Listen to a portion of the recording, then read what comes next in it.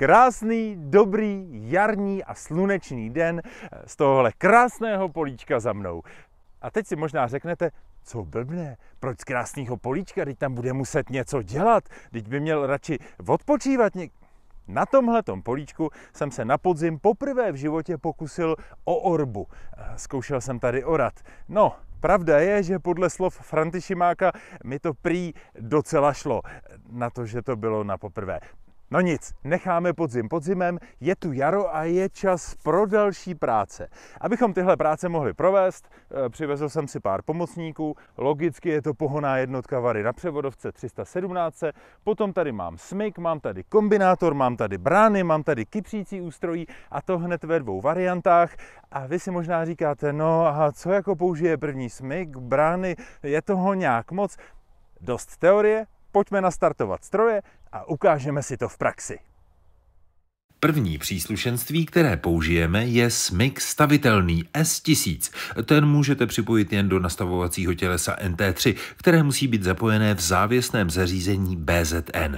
Smykování se obecně po orbě používá jako první. Cílem je hlavně srovnat povrch a částečně zatlačit a rozdrobit hroudy. Zároveň pomůže zlikvidovat časné plevele a zajistí rovnoměrné prohřívání půdy na pozemku. Smykování je opravdu mělký zásah do hloubky 2 až 4 cm. Možná se ptáte, proč smykování na poli provádíme lidsky řečeno šikmo. No má to jednoduchý důvod. Orali jsme na podzim podélně a tímto směrem tedy teď dokážeme půdu mnohem lépe srovnat. A přidám ještě obecnou poučku. Nejvhodnější doba k použití smyku je, až když je 1/3 hřebene brást oschlá. Smykování se doporučuje vždy před setím a sázením všech plodin.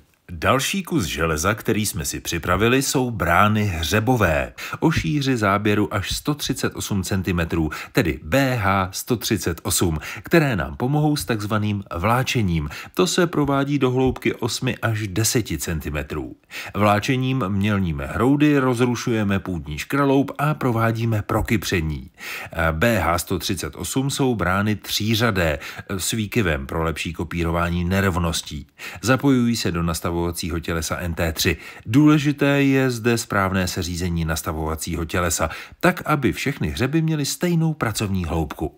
Zmínil jsem, že brány už zasahují do větší hloubky a jsou dostatečným nástrojem pro, řekněme v úvozovkách, mělčí kypření půdy, kde budete sázet či sít mrkev, řepu nebo třeba pšenici.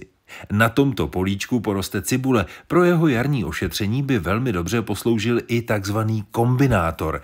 My jsme sebou přivezli kombinátor K720. Ten slouží k narušení půdy a k jarnímu nakypření půdy po podzimní orbě. Doplňme, že kombinátor se hodí na přípravu půdy k sázení například kedluben nebo salátu. Má navíc válec, který rozdrtí případné vzniklé hroudy. Kombinátor je tedy poměrně univerzální, nebude ale určitě stačit na hluboké kypření, které je potřeba provést třeba na poli, kam budeme sázet brambory. A i takové pole s těžkou půdou plnou poctivého hnoje jsme si připravili, ale podíváme se na něj až příště. Pole skypříme a zasadíme brambory, a to hned 2 způsoby. Tak příště, na viděnou.